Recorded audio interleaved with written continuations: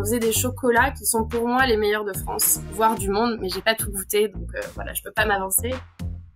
Quand on fait un métier créatif comme celui-là, on a besoin de se mesurer aux autres.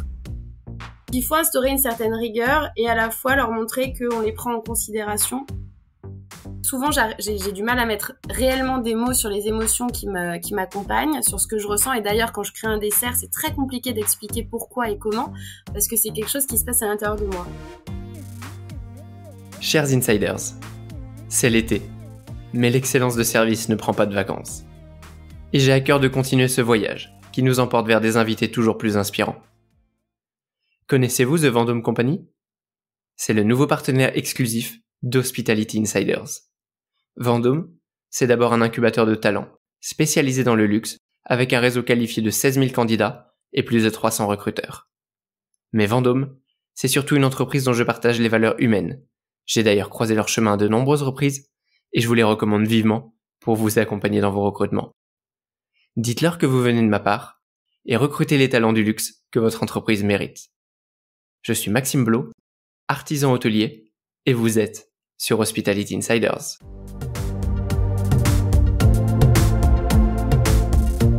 Elle est chef pâtissière, mais aussi entrepreneuse ainsi que youtubeuse. J'ai eu l'occasion de goûter certaines de ses créations et croyez-moi, elle sait régaler nos papilles. Aujourd'hui, ce sont nos oreilles qui vont être gâtées par cet entretien avec Muriel Aublet-Cuvelier. Bonjour Maxime. Bonjour Muriel, comment vas-tu ? Ça va très très bien, je suis enchantée de discuter avec toi, j'avais hâte. Ouais, je suis ravi de t'avoir également. Et Muriel, j'ai l'impression que c'est encore la saison de la rhubarbe, en tout cas chez toi. Comment est-ce que tu préfères la cuisiner de ton côté ? Ouais, c'est vrai, j'adore ça et c'est vrai que là j'ai mis un peu le paquet sur les recettes à la rhubarbe. Elle se mange crue et cuite, mais je crois que je la préfère en crumble. Je suis une fan en fait absolue de crumble, on en mangeait beaucoup quand j'étais petite, donc je crois que je la préfère en crumble. J'ai vu tes dernières vidéos et notamment celle du crumble, ça donne vraiment envie, je vais m'y mettre très rapidement. Moi qui suis pas très pâtisserie, je pense que je vais devoir commencer.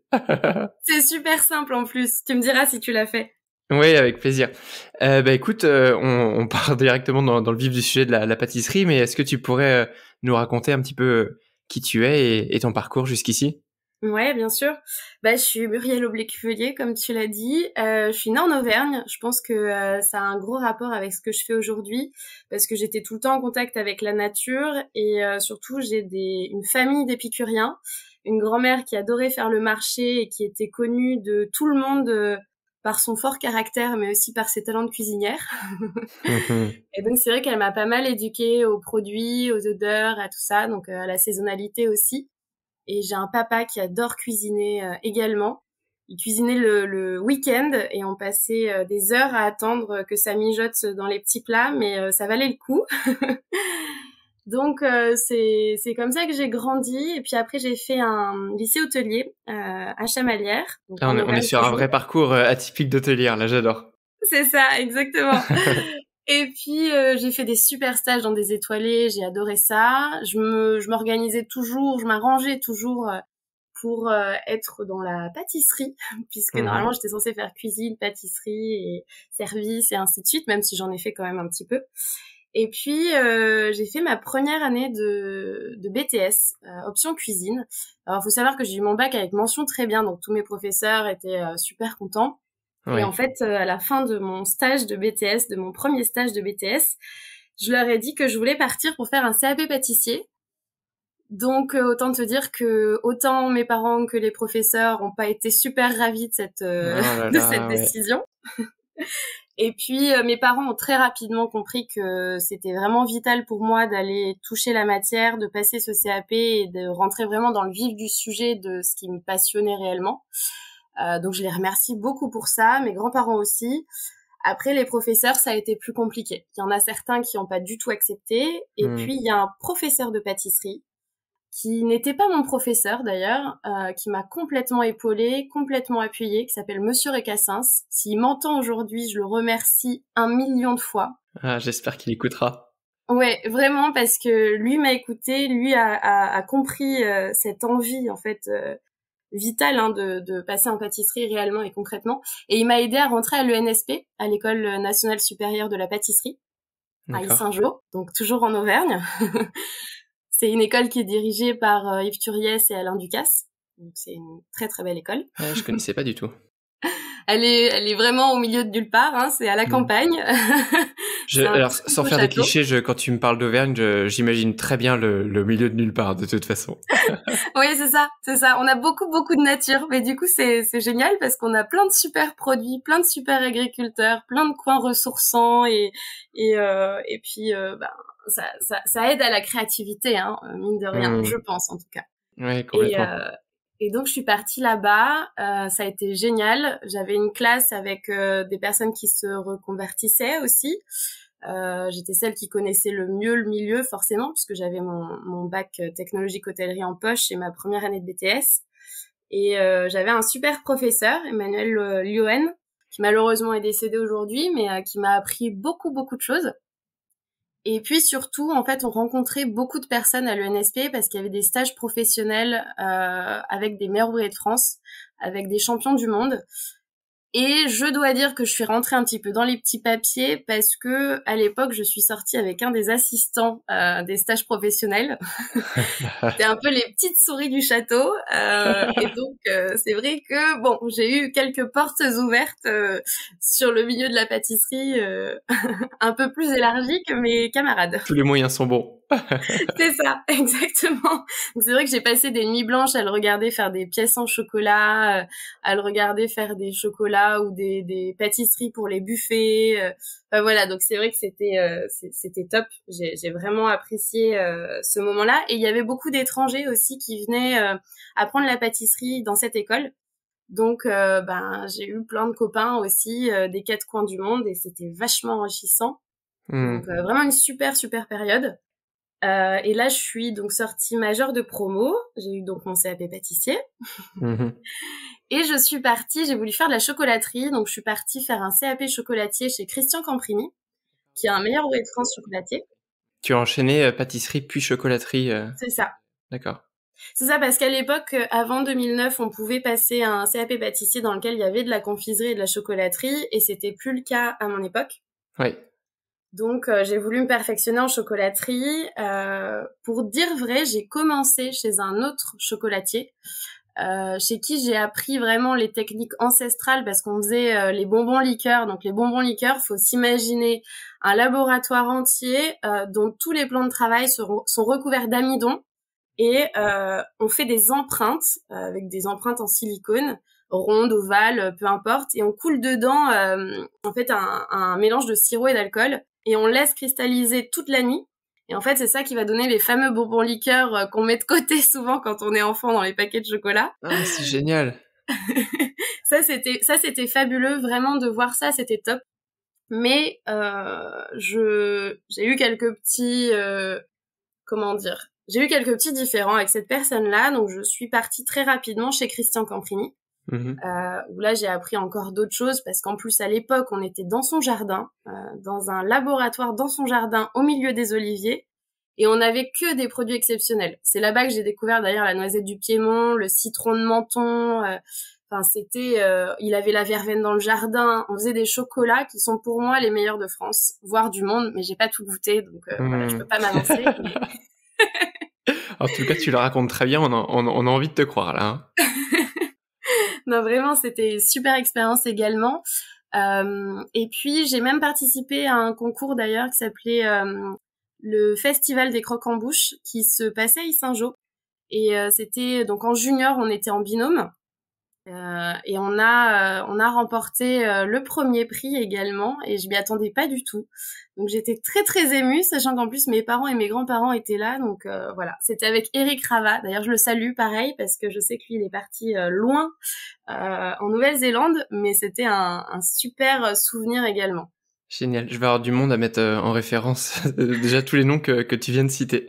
Et tu as juste avant Croc en Bouche, tu avais fait un autre concours au Salon du Chocolat, c'est ça, l'année d'avant aussi ? C'est ça. Alors c'était au Puy-en-Velay l'année d'avant. Ah non, pardon, c'était à Sainte-Maxime. Sainte-Maxime, j'avais fait aussi un concours. Alors là, de mémoire, j'étais arrivée 2e, je crois, et c'est l'autre où j'étais arrivée 3e. Je sais D'accord. plus. Donc déjà, t'avais une passion, non pas seulement pour le produit, enfin le produit, ça transpire beaucoup à travers ce que tu dis, que t'aimes vraiment la qualité, le terroir, mais il y avait aussi un petit peu ce goût de la compétition, du dépassement. Qu'est-ce qui te Ouais. plaisait là-dedans?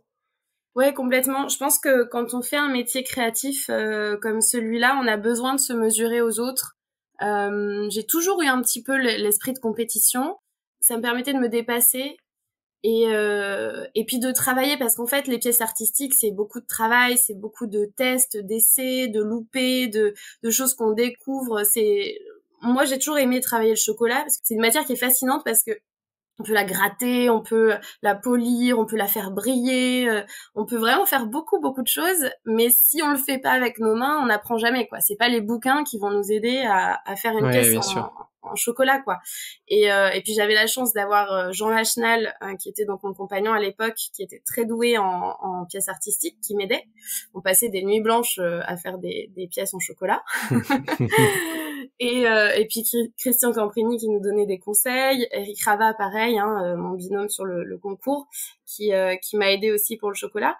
Et c'est vrai que les concours pour ça, c'est parfait, quoi. Ça nous aide et à évoluer sur le côté artistique qu'on fait pas forcément en entreprise, et à se mesurer un petit peu aux autres et à voir où est-ce qu'on en est, quoi, finalement. Ouais, bien sûr. Non, mais complètement. Et c'est vraiment le meilleur moyen, je pense, de se dépasser, de se remettre en question et de se situer par rapport aux autres. Ouais, complètement. D'ailleurs, c'était Julien Alvarez, je crois, qui disait un concours, c'est bien de le gagner, mais on apprend plus quand on ne gagne pas, justement. Ouais. Qui disait souvent. Ouais, complètement. Julien Alvarez, qu'on connaît tous les deux, qui est meilleur pâtissier monde, c'est ça, non, pour Ouais, l'équipe d'Espagne? qui a gagné la Coupe du Monde de pâtisserie avec l'équipe de l'Espagne, exactement. Il y a quelques années. Waouh, superbe. Là, on est encore que, je crois, en 2012 dans ton parcours, donc Oui, il faut encore que tu nous racontes quelques années jusqu'à maintenant. c'est vrai, il s'est passé pas mal de choses. Et ben, en fait, j'ai été rappelée par mon professeur de pâtisserie à Yssingeaux, justement pour être assistante des stages. Donc autant te dire qu'assistante des stages, c'est une place qui est extrêmement prisée par beaucoup de monde, parce que même si on n'est pas réellement rémunéré, on voit tous les stages professionnels, donc comme je disais, avec des meilleurs ouvriers de France, des champions du monde, rien que ça. On côtoie tous les professionnels qui viennent sur place. On a un énorme trousseau de clés qui m'a fait des trous d'ailleurs dans mes pantalons parce qu'ils passaient pas correctement. Et en fait, on a les clés de toute l'école. Donc, on est vraiment une petite souris. On a accès aux caves dans lesquelles il y a des journaux du pâtissier qui datent d'il y a 20 ans, 30 ans. Waouh. C'est assez exceptionnel. J'ai passé quelques nuits blanches là-bas. Ça fait déjà beaucoup de nuits blanches, hein. Oui, c'est ça. Ouais, c'est vrai que si on veut réussir, effectivement, si on veut se documenter, si on veut Ouais. progresser, souvent il y a beaucoup de temps passé. Hein. On va pas se mentir. Et puis on avait on avait le droit d'utiliser la matière première, les laboratoires quand on voulait. Donc c'est vrai que là j'ai fait aussi un concours effectivement au Puy-en-Velay avec d'autres assistants, toujours sur le chocolat. Très très chouette. Et puis on pouvait s'entraîner sur tout ce qu'on voulait, quoi. Donc c'était super. Et puis de la même façon que ce que j'avais vécu quand j'étais élève, j'ai rencontré énormément d'étrangers aussi, et ça c'était chouette, quoi. Moi, j'adore ça. Ils nous racontaient plein de choses, ils nous ramenaient aussi un peu leur spécialité de chez eux, donc c'est formidable, quoi. Ouais, bien sûr. L'expérience, c'est aussi les rencontres qu'on fait au milieu du chemin, hein, complètement. C'est ça.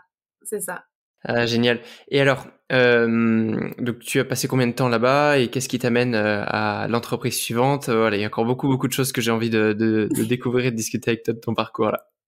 C'est vrai. Alors, j'étais partie pour faire 1 an, et puis finalement, j'en ai fait un petit peu moins parce que j'ai mon ex-compagnon donc qui a été appelé pour travailler à Montréal, au Québec, donc à l'Européa, et il m'a demandé, voilà, est-ce que ça te tente l'aventure? Donc moi, j'avais très envie de partir à l'étranger. À l'époque, je voulais aller en Australie, je me souviens. J'avais mis de l'argent de côté pour l'Australie, puis je me suis dit bon, partons de l'autre côté, allons-y.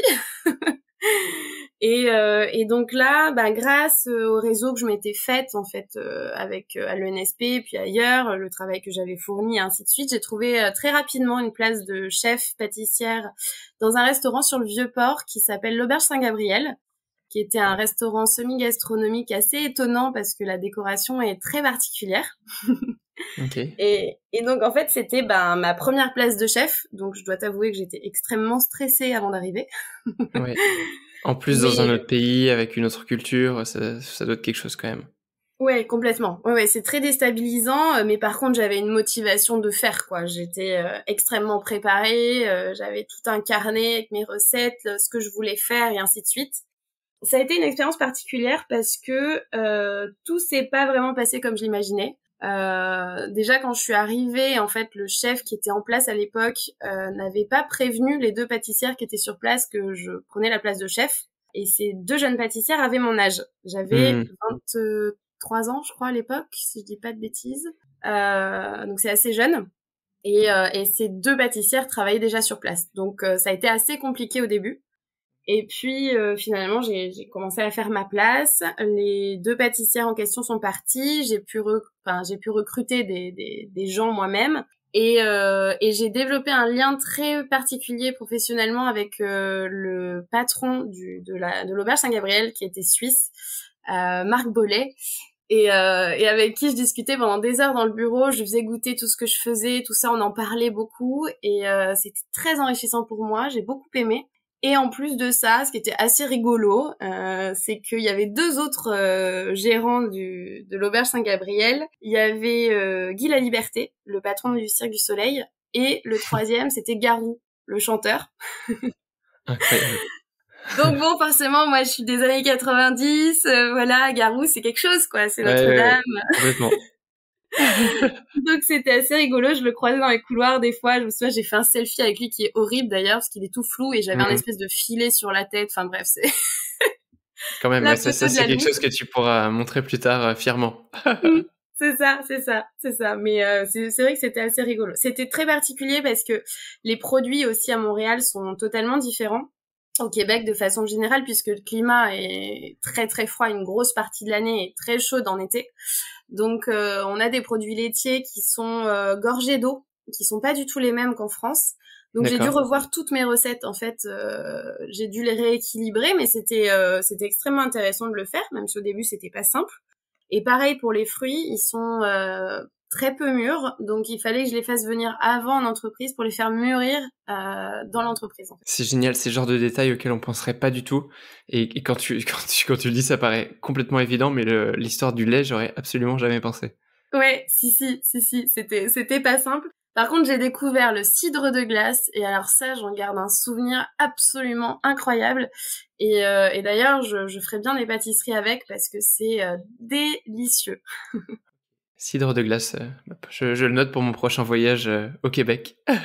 Oui, avec plaisir. Et d'ailleurs, faut prendre celui qui est élevé en fût de chêne, très important. Ok. Très bonne, génial. Tu passes combien de temps là-bas? Parce que avant de revenir en France, où il y a une autre destination au milieu que j'ai ratée? Non, c'est ça, 1 an et demi. J'ai passé 1 an et demi là-bas. Je suis repassée juste par le Mexique entre les deux pour partir un peu en vacances et tout ça, donc c'est sympa. ça fait quand même un sacré détour, hein, le Québec-Mexique. C'est ça. Et donc effectivement, alors moi j'avais très envie de rentrer en France, pour être honnête. Je pense que ma famille me manquait, la gastronomie me manquait et la France tout simplement, je crois. J'étais un peu en manque de mon pays. Et donc j'ai souhaité rentrer, Jean aussi, et puis donc lui a trouvé du travail à Paris et donc moi je me suis dit bon de toute façon je me suis toujours dit que Paris était un incontournable dans mon parcours, donc pourquoi pas maintenant. Quand je suis arrivée, donc c'était il y a 8 ans maintenant, j'avais dit que je resterais 1 an. Ça fait 8 ans que j'y suis. J'ai dit pareil.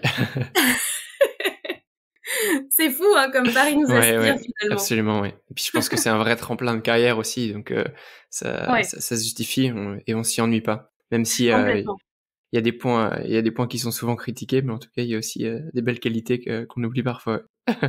C'est sûr, il y a plein d'opportunités. Franchement, j'ai l'impression qu'il y a des opportunités à chaque coin de rue en fait à Paris, donc ça peut nous aspirer assez vite. Et donc là j'ai commencé.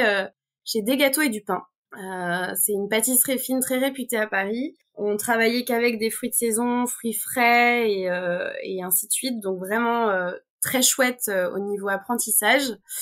Après, je vais pas te cacher que ça a été l'entreprise la plus compliquée pour moi et pour beaucoup de mes collègues, de mes anciens collègues. Je vais pas m'épancher beaucoup sur la question parce que j'aime pas faire ça, mais ça a été enrichissant sur le plan professionnel, mais pas du tout humain. Donc je suis partie au bout de 6 mois. Et là, en fait, j'ai été invitée en fait à Yssingeaux, je me souviens, c'est vrai, j'avais oublié. J'ai été invitée à assister au meilleur ouvrier de France chocolatier à l'ENSP. Et là, j'ai recroisé Lilian Bonnefoy, qui est un chef pâtissier de Palace à Antibes, au Cap Edenrock. D'accord. Et je lui ai dit que je cherchais une place à Paris. Et là, il m'a dit tout de suite, oh mais attends, il y a Julien Alvarez qui est génial, c'est un super copain, il faut absolument que tu ailles là-bas, tu vas adorer, tout ça. Et donc forcément, il m'a vendu le truc, j'ai dit ah ouais, ok, ça a l'air génial, il faut absolument que j'y aille. Et puis donc je les ai contactés. Julien Alvarez m'a répondu et en fait à l'époque ils avaient il leur restait une place de commis au Péninsula.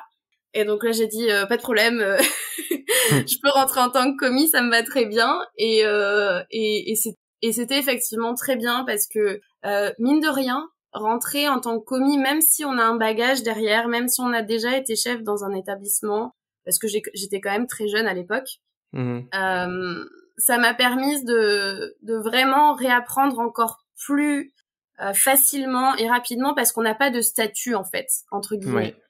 Donc on se tait, on écoute, on apprend, on exécute et après on monte petit à petit. Et je dois dire que le Péninsula, ça a vraiment, avec Julien Alvarez, ça a vraiment été ma meilleure expérience humaine et professionnelle de toute ma carrière.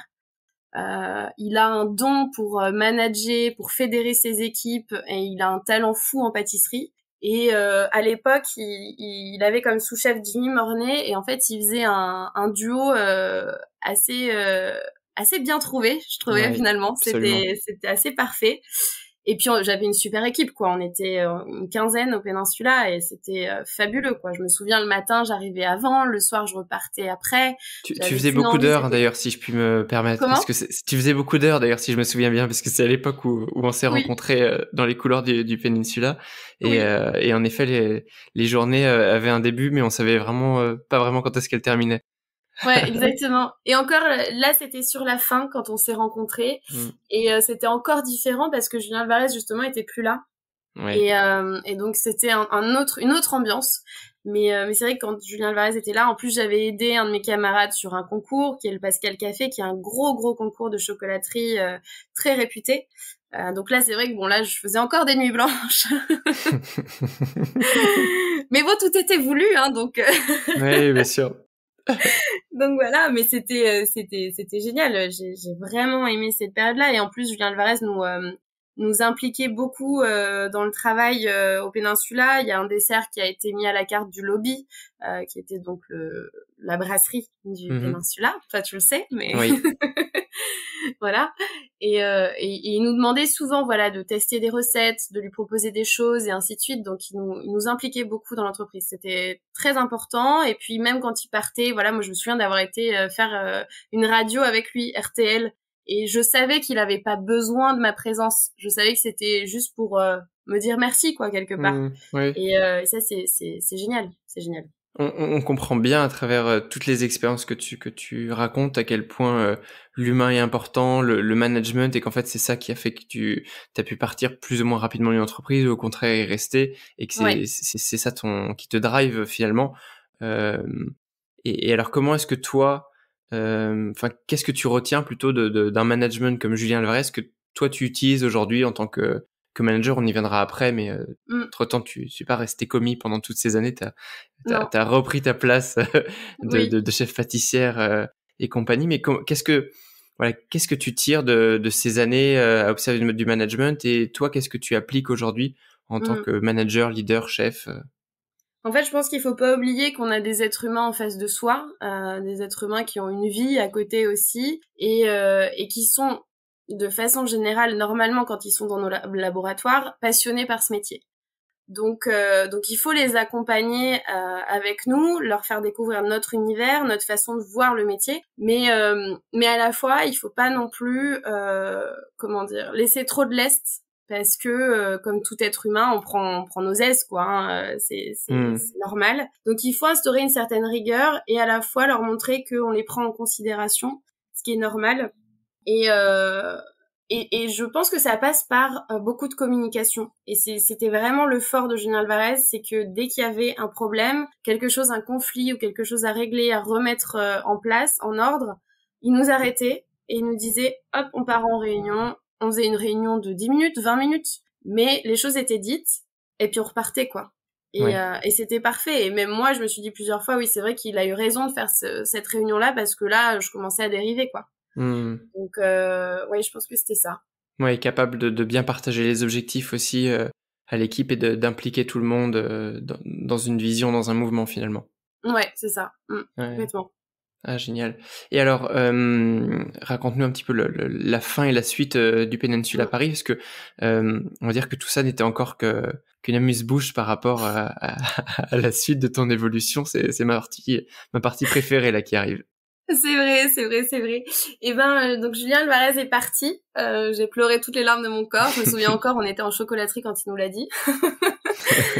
Et c'est vrai que pour moi, de façon assez personnelle, il y a eu une sorte de dégringolade au niveau de mon bien-être en entreprise, en tout cas, et de ma motivation, parce que malheureusement, beaucoup de mes collègues sont partis. Il y a un nouveau chef qui est arrivé. Ça a été très compliqué, il est parti en arrêt maladie très rapidement, il y a eu d'autres collègues qui n'avaient pas du tout la même mentalité finalement et que je trouvais ça très désolant parce qu'effectivement tu l'as compris, l'humain pour moi c'est très important. Oui. Et ça m'attristait beaucoup et en fait ça m'a atteint très vite. J'ai eu donc effectivement à cette époque-là j'étais devenue chef de parti. J'avais beaucoup de responsabilités, ce qui me dérangeait absolument pas, hein, mais effectivement je faisais beaucoup d'heures. Et là, j'avais moins cette envie, cet esprit-là, parce que personne ne m'emportait ou me donnait envie de venir le matin, quoi. Et à part mes quelques collègues des autres services. Et effectivement, c'est à ce moment-là qu'on s'est rencontrés parce que je me souviens très bien. En fait, on devait faire des bons de taxi pour rentrer le soir et c'est vrai qu'on finissait très tard.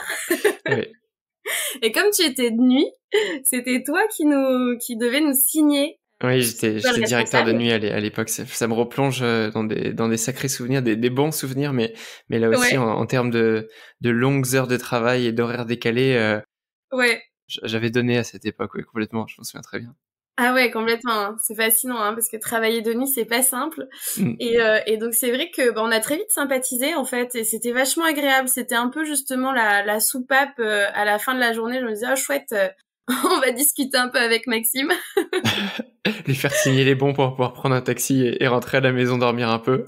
c'est ça. Non mais c'est vrai, c'était chouette. À l'époque, je travaillais souvent avec Élise Malo d'ailleurs. Je sais pas si tu te souviens. Oui.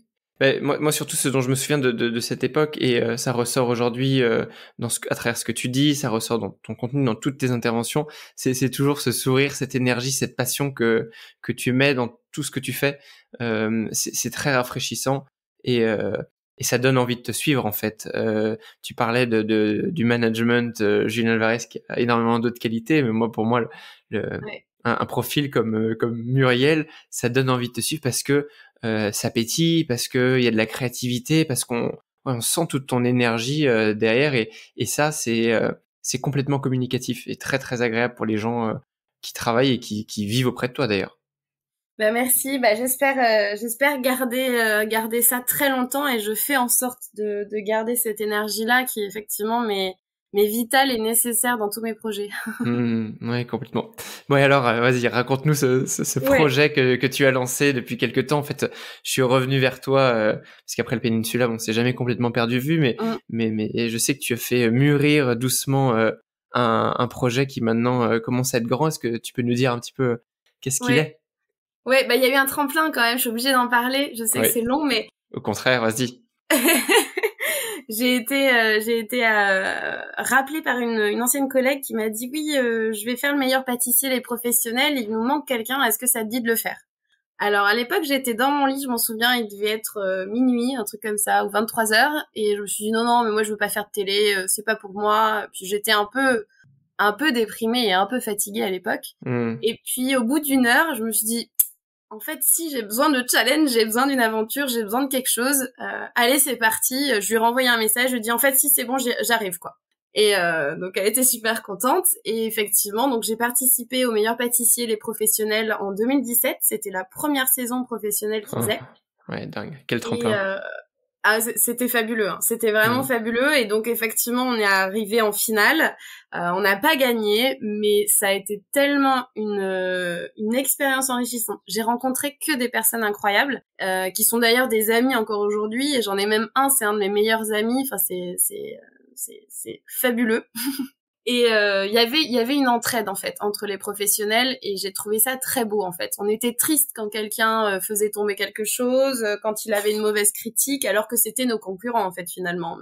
Mais effectivement ça c'était chouette. Et puis on avait quand même comme juré Philippe Conticini, Pierre Hermé, Frédéric Beau qui est un peu moins connu du grand public mais qui s'occupe de la recherche et développement chez Valrhona. Ouais, c'est que des grands noms pour ceux qui sont moins informés au monde de la pâtisserie. C'est des très très grands noms que tu nous partages là. Et Philippe Conticini notamment, je sais que tu as beaucoup travaillé avec lui.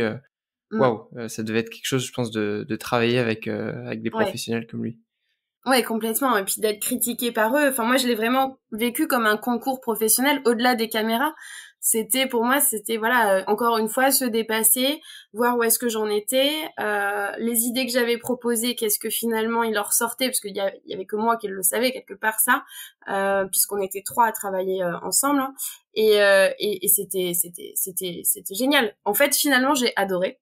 Et donc, je suis partie du Péninsula, effectivement, un petit peu avant la diffusion de l'émission. Je suis partie d'ailleurs 3 semaines au Sri Lanka pour me ressourcer. J'ai fait une cure ayurvédique, c'était très sympa, ça m'a fait beaucoup de bien. C'est un bon moyen aussi, ça aussi je le mettrai en référence de développement personnel et de soins. Complètement, non mais c'est vrai, c'était génial, j'avais 2 heures de massage par jour, enfin c'était super. Non, ça m'a fait beaucoup de bien et en fait je suis rentrée pile poil au moment de la diffusion de l'émission et alors là j'ai eu une vague d'amour de ma famille, de mes amis, mon téléphone n'arrêtait pas de sonner, enfin c'était mon heure de gloire. Ouais. Ce qui a dû te faire du bien après les mois que tu devais passer, que tu venais de passer, qui professionnellement étaient très compliqués, ça devait être un sacré changement, j'imagine. Ouais, complètement, ouais, ça m'a donné beaucoup de force, ça m'a fait beaucoup de bien. Et c'est à ce moment-là, en fait, que j'avais postulé au Crayon et que je me suis rendu compte que je voulais pas y aller. Et je me suis dit, ben mince, qu'est-ce qui se passe? C'est la première fois que je postule quelque part et que je me dis, ben non, en fait, j'ai pas envie d'y aller.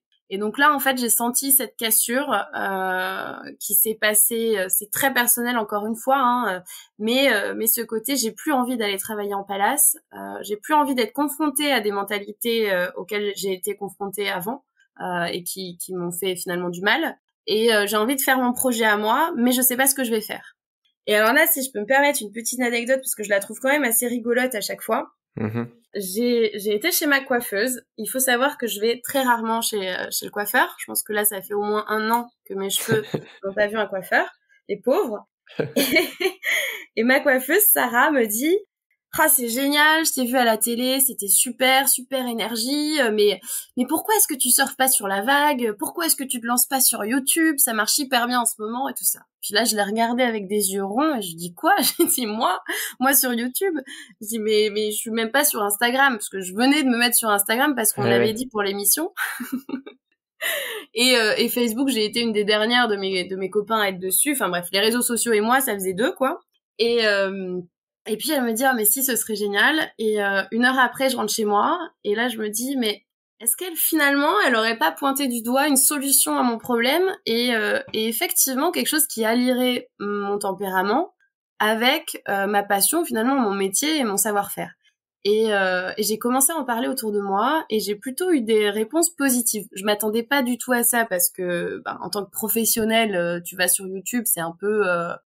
c'est pas très c'est pas très sérieux quoi, c'est vu d'un œil assez particulier. Il y a un côté très divertissement Et, et on est loin du pro. En tout cas, on l'était peut-être à l'époque. Maintenant, je trouve que la vision a un peu changé, mais je vois très bien ce que tu veux dire. Ouais, c'est ça.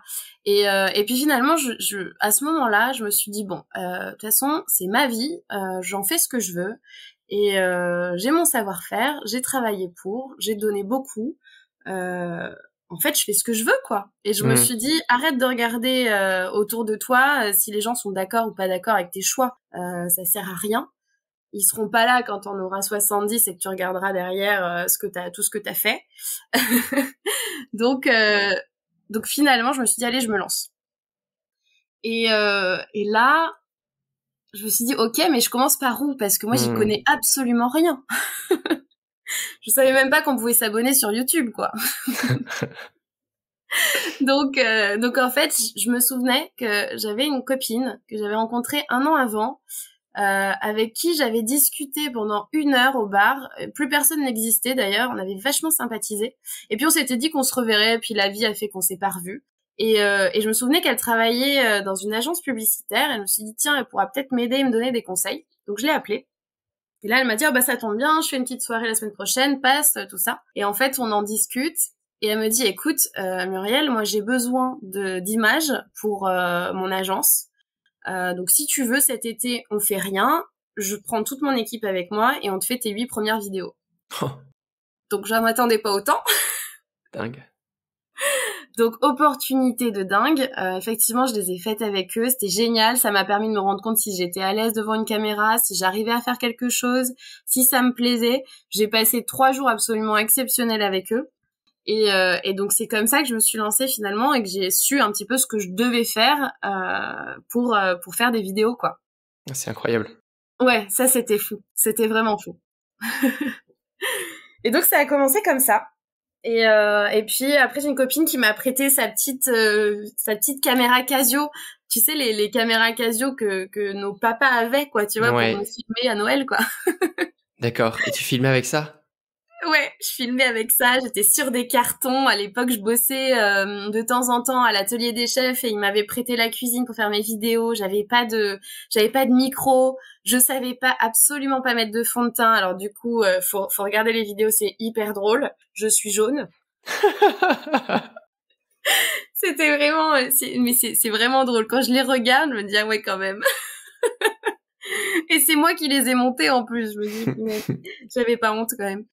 Et donc effectivement, j'ai appris le montage et puis de rencontre en rencontre, en fait, à cette époque-là, j'ai rencontré un nombre de gens incroyables, absolument c'était mirobolant et j'arrivais pas à y croire en fait moi-même parce qu'à chaque fois que j'avais besoin d'un coup de pouce, besoin d'aide, besoin de quelque chose, je sais pas, pour que ça avance, et ben il y avait quelqu'un qui arrivait sur ma route en fait. Et ça c'était juste magique. C'était j'en ai encore des frissons quand j'en parle parce que ça me procurait tellement de joie et de bonheur et enfin c'était fou en fait, je comprenais pas mais je fonçais, j'avançais et je me suis dit punaise, j'ai eu raison de le faire, j'ai eu raison de pas avoir peur et on verra ce qui va se passer mais allons-y, quoi. Ouais, mais donc à cette époque, tu ne travaillais plus, c'est-à-dire que tu étais au chômage après le péninsula, j'imagine, et tu t'es complètement lancé dans ce projet entrepreneurial qui était la chaîne YouTube, donc qui s'appelle les Secrets de Muriel, hein, c'est ça? C'est ça, exactement. Et c'était pire que ça d'ailleurs parce que j'étais partie, donc j'avais démissionné parce que moi toutes les questions de rupture à l'amiable, de machin, de ceci, c'est pas quelque chose sur lequel je me suis penchée en fait, parce que quand on est dans le métier, souvent on travaille, on apprend le respect, le devoir qu'on a envers notre patron, mais pas vraiment pas vraiment légal. Oui, c'est voilà. Mais je dois dire que en fait, ça a été une force parce que effectivement, j'ai été au chômage, voir si j'avais le droit à quelque chose. Je me suis rendu compte que j'avais le droit à rien, alors que ça faisait plus de 10 ans que je travaillais. Donc c'est sûr que bon, ça fout un peu les boules. Mais d'un côté, ça m'a aussi donné l'impulsion de me donner encore plus les moyens de travailler, de faire quelque chose, de me donner à fond pour que je puisse quand même payer mon loyer. Et en fait, grâce à ça, j'ai rencontré encore plus de personnes. J'ai travaillé, donc j'ai forcément appris des choses aussi. Et en fait, ben ça fait tout. Finalement, ça fait tout l'univers que j'ai aujourd'hui. C'est grâce à ça, quoi. Et puis c'est Donc, vraiment quelque quand on part, est tant mieux. au pied du mur qu'on va chercher toutes les ressources en soi pour avancer dans un projet. Ouais, c'est ça, exactement. Bon, alors, je vais pas te mentir, hein, j'ai mangé des patates, je sortais plus, ou alors j'avais quelques copains qui comprenaient un peu la situation et qui m'invitaient à boire une bière en me disant, oh, mais je t'invite et tout, ça me fait plaisir. Mmh. Que je remercie d'ailleurs parce à aucun moment ils m'ont fait sentir qu'effectivement, bon, ben, j'avais plus un rond et que, Ouais, ouais. et que c'était n'importe quoi. Ils Parce croyaient qu'en tous effet, en moi YouTube, d'ailleurs. surtout dans les débuts, ça, ça Ouais. paye pas ou peu, quoi. Ah bah non, mais c'est clair, c'est pas l'Eldorado, faut pas croire. Et il faut beaucoup de travail pour que ça le devienne. Et même encore aujourd'hui, c'est pas suffisant pour moi, par exemple. Et justement, alors, comment est-ce qu'on passe de quelques vidéos, on comprend que tu fais 8 vidéos à un lancement, à Mm. une chaîne qui fonctionne bien, enfin, juste quelques chiffres qui parlent, tu as quoi? T'as 77 000 abonnés, je crois, à l'heure actuelle, quasiment? Je crois, ouais, je crois que j'en suis à peu près à ça, effectivement. Donc pour quelqu'un qui vient de la pâtisserie, c'est pas non plus, je sais pas si c'est les chaînes les plus suivies, mais il me semble pas. Ok, t'as fait meilleur pâtissier professionnel, qui a été, j'ai l'impression, un grand tremplin. Mais Ouais. comment est-ce qu'on se retrouve à lancer une chaîne vidéo YouTube en partant de rien et arriver à 77 000 abonnés et aujourd'hui avoir un projet autour de ça et réussir à en vivre, si tu arrives à en vivre? Eh ben, je crois que mon plus gros défaut a été ma plus grosse force à ce moment-là, c'est que je disais jamais non. Et, Mm. et donc en fait, j'ai fait énormément de choses. J'ai eu des opportunités. Mais après, ça a été beaucoup de recherches aussi, hein. Forcément, je me suis renseignée sur YouTube de comment est-ce qu'on lançait une chaîne YouTube, Bien sûr. qu'est-ce qu'on devait faire, et ainsi de suite. Les analytics dont je ne comprends pas encore tous les tenants et les aboutissants, mais que je maîtrise un peu plus qu'avant.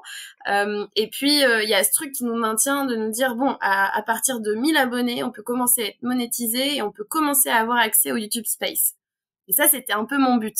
Donc, on pose beaucoup de questions. Finalement, j'ai fait beaucoup de recherches, j'ai posé beaucoup de questions, j'ai fait des vidéos, j'ai travaillé à droite et à gauche. J'ai plein de carnets en fait écrits avec plein d'idées, plein de choses. Il faudrait que je me replonge dedans. Je pense que j'aurais peut-être des idées qui ressurgiraient pour ma chaîne aujourd'hui. Et puis, je crois que c'est à Noël 2017 du coup, si je dis pas de bêtises. Donc ça faisait 3 mois que j'avais lancé ma chaîne YouTube. Faut dire que j'ai été extrêmement épaulée par mes amis, hein, aussi, et ma famille, qui ont été d'un soutien psychologique assez énorme.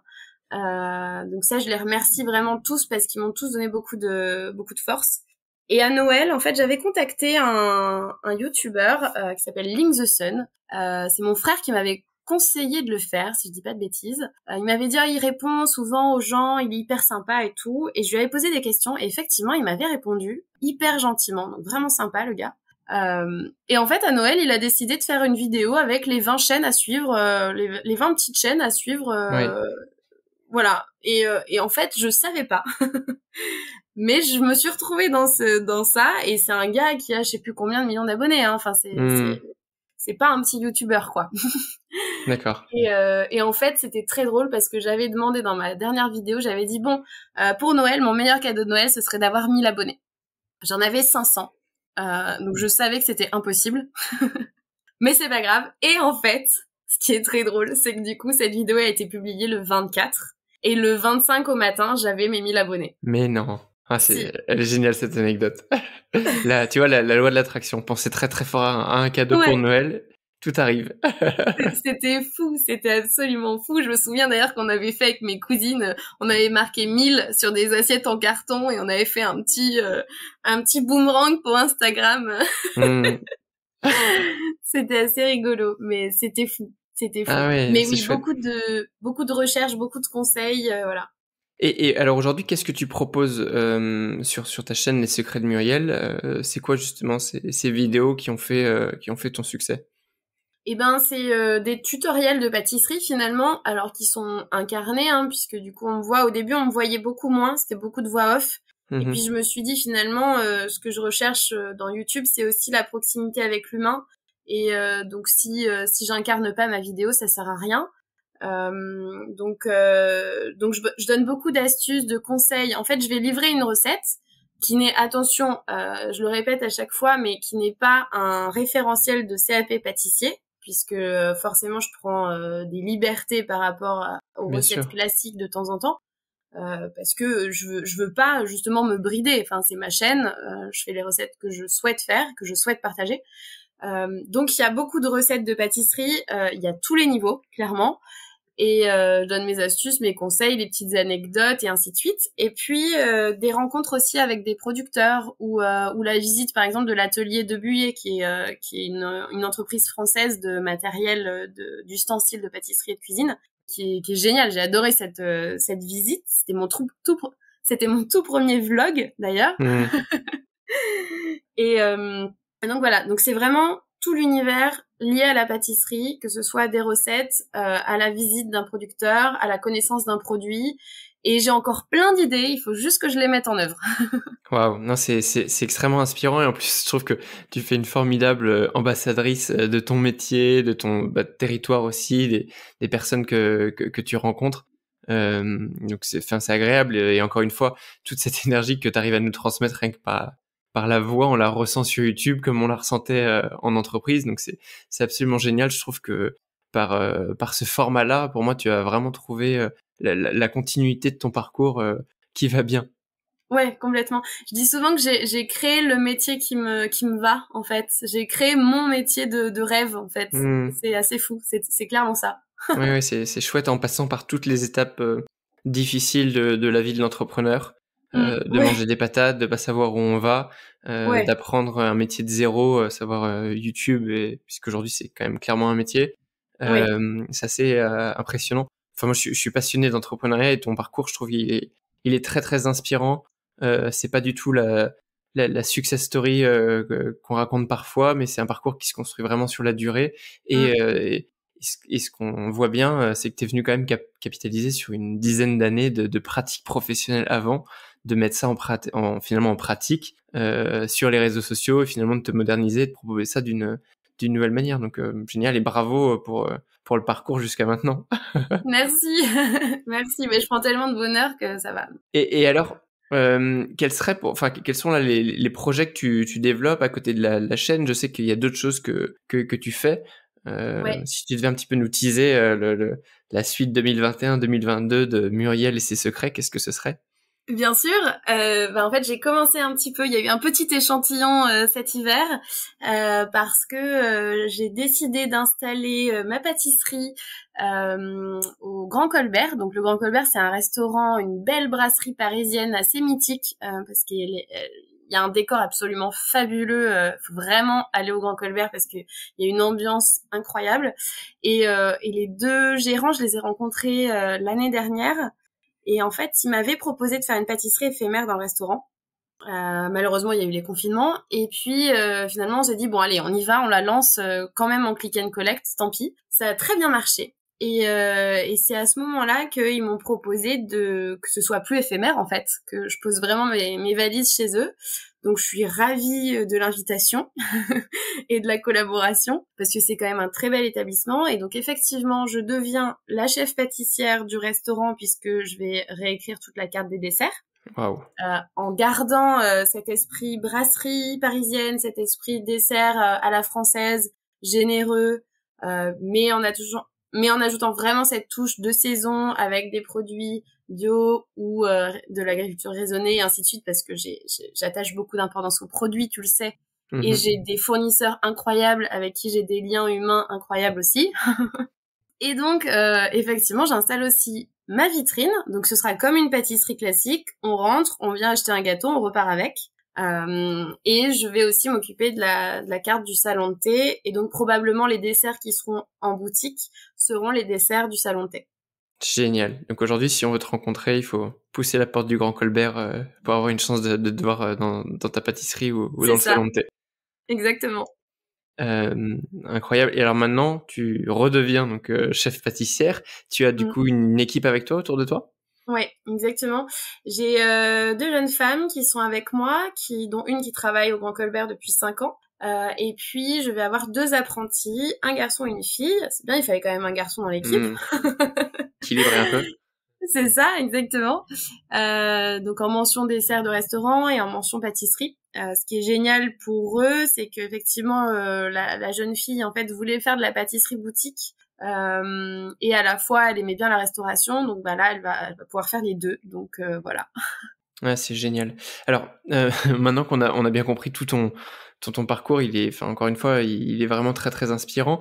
Moi, je me demande parce que tu sais que on est sur un podcast autour de l'excellence et de l'excellence de service. Je me demande comment est-ce que toi, tu arrives enfin, déjà, quelle est ta vision de l'excellence? Comment est-ce que tu l'incarnes et comment est-ce que aujourd'hui tu arrives à la transmettre?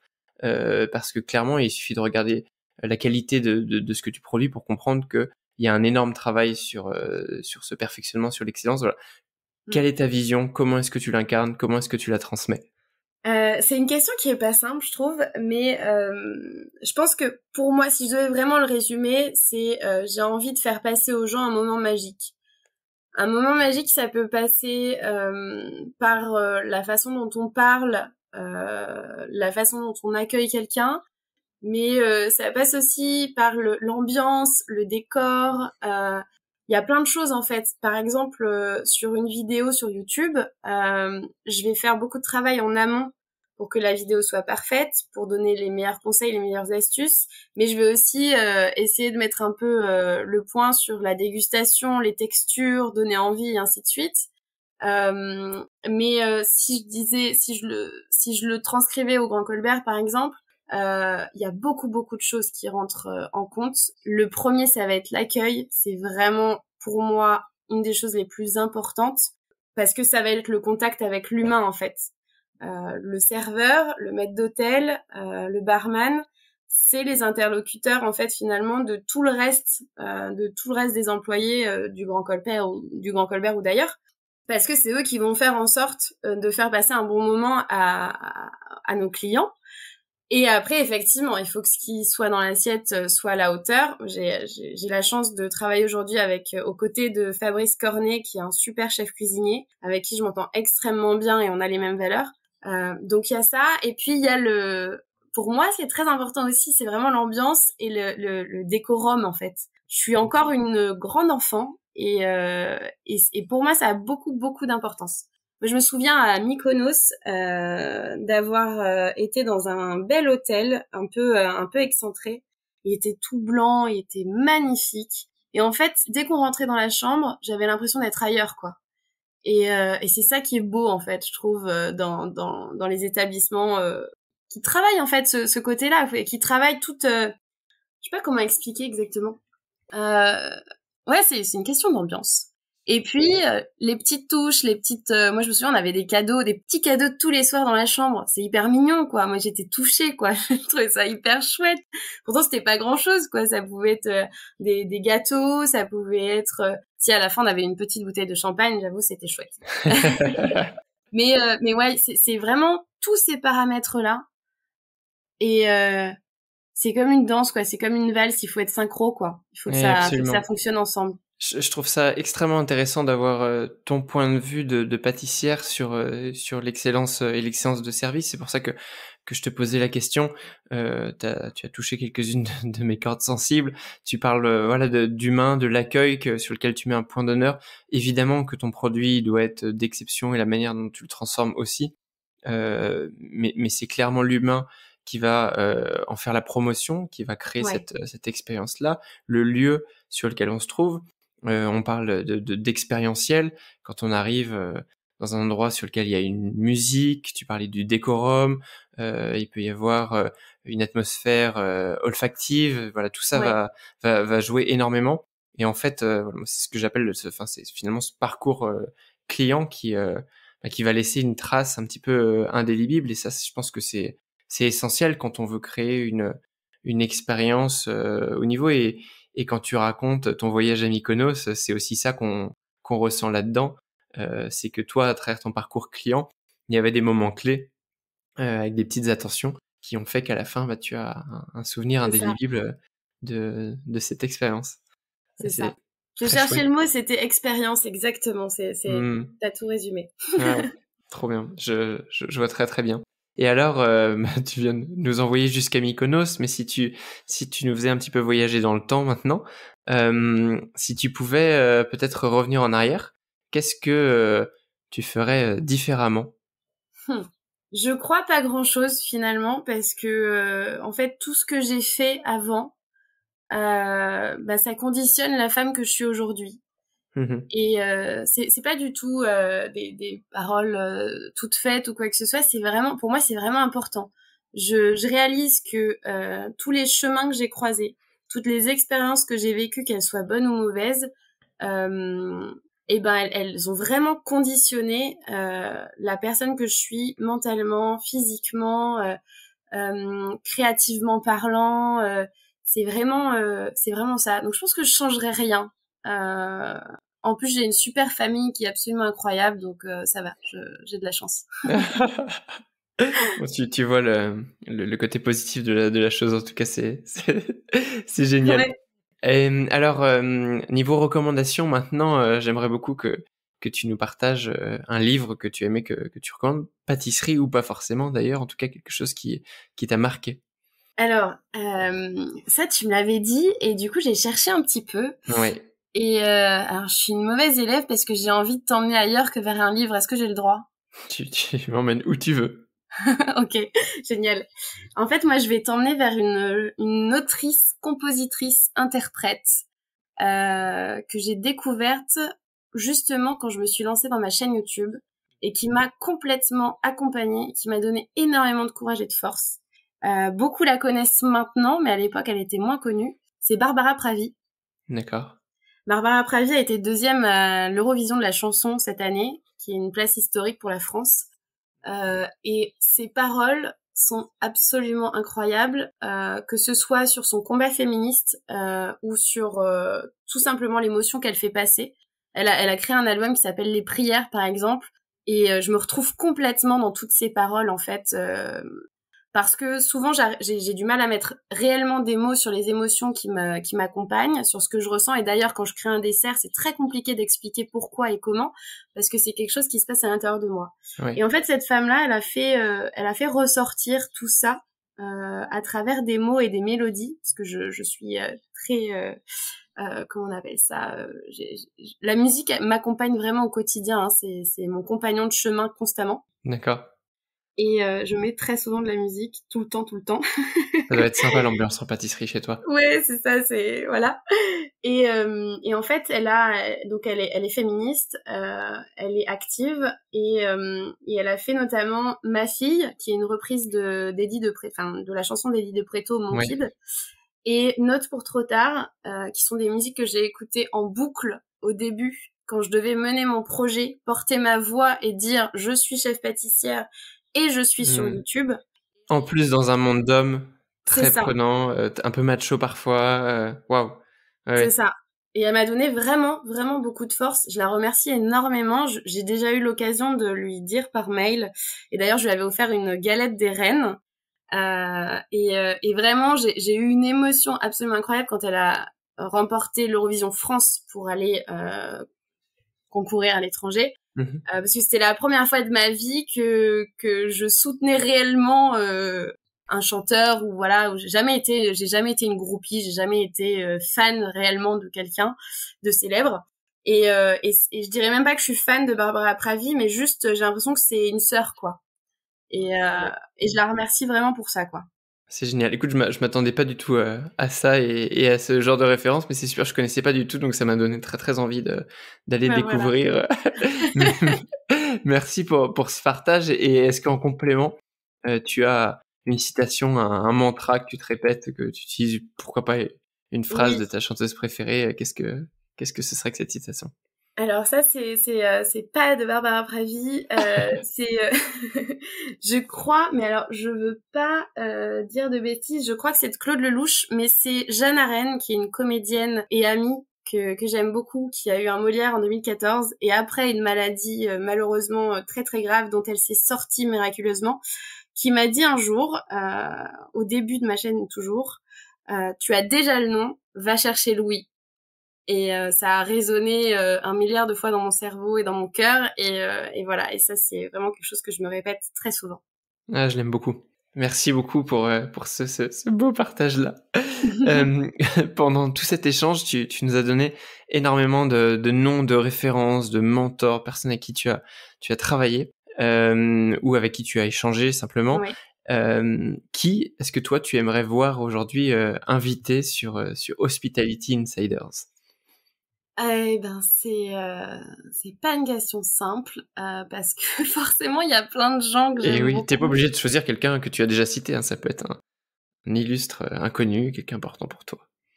Parce que j'avais marqué Lilian Bonnefoy ou Julien Alvarez parce que justement je trouve que leur parcours et leur façon de penser est un peu similaire. Mhm. Lilian Bonnefoy, j'en ai très peu parlé, mais c'est aussi quelqu'un que j'apprécie énormément et qui a la même philosophie que Julien Alvarez pour moi, qui est donc le chef pâtissier du Café d'Enroc à Antibes, Oui.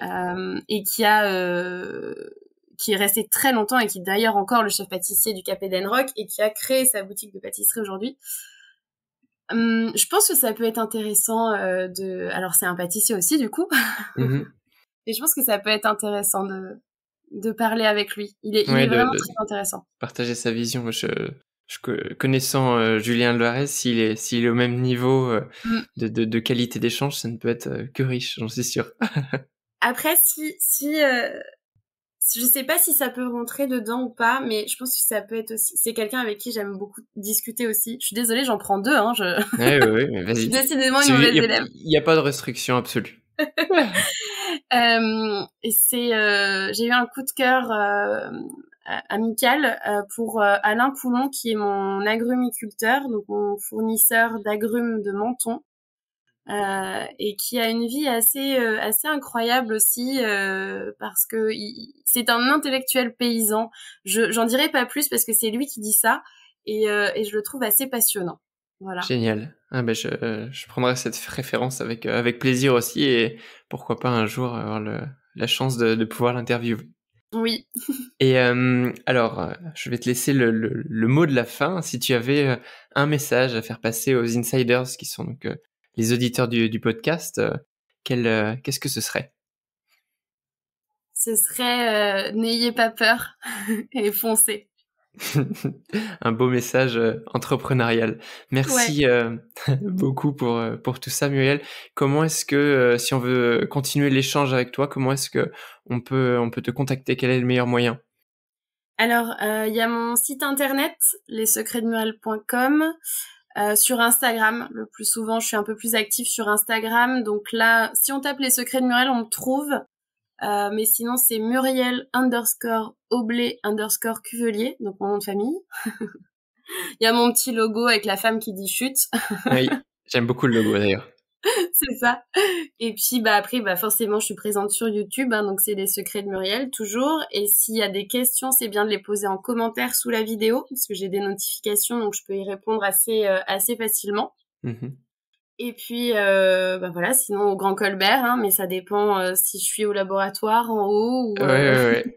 voilà. Ça fait déjà quelques bons moyens pour échanger avec toi et te rencontrer. Écoute, je te souhaite vraiment tout le meilleur dans l'évolution de ton parcours. Moi, je vais suivre ça très attentivement. Je le fais déjà depuis quelques années. Et merci encore d'être venu faire un tour sur Hospitality Insiders. À très bientôt, Muriel. Merci beaucoup à toi, Maxime. C'était un plaisir. Chers Insiders, quelle belle découverte du monde de la pâtisserie, à travers Muriel et ses secrets. Vous repartez peut-être comme moi, avec les papilles et le cerveau tout émoustillé. Maintenant, c'est à vous. Ma chaîne YouTube est loin d'avoir le succès de celle de Muriel, mais vous pouvez également y retrouver mes épisodes. Surtout, si vous souhaitez m'aider et me donner de la visibilité, rendez-vous sur Apple Podcast pour laisser une note ainsi qu'un commentaire. C'est le meilleur moyen de me faire connaître et de faire grandir notre communauté d'insiders. Et si vous ne souhaitez rater aucune actualité, rendez-vous sur le site hospitalityinsiders.net et abonnez-vous à la newsletter. Je m'appelle Maxime Blo et je vous dis à bientôt.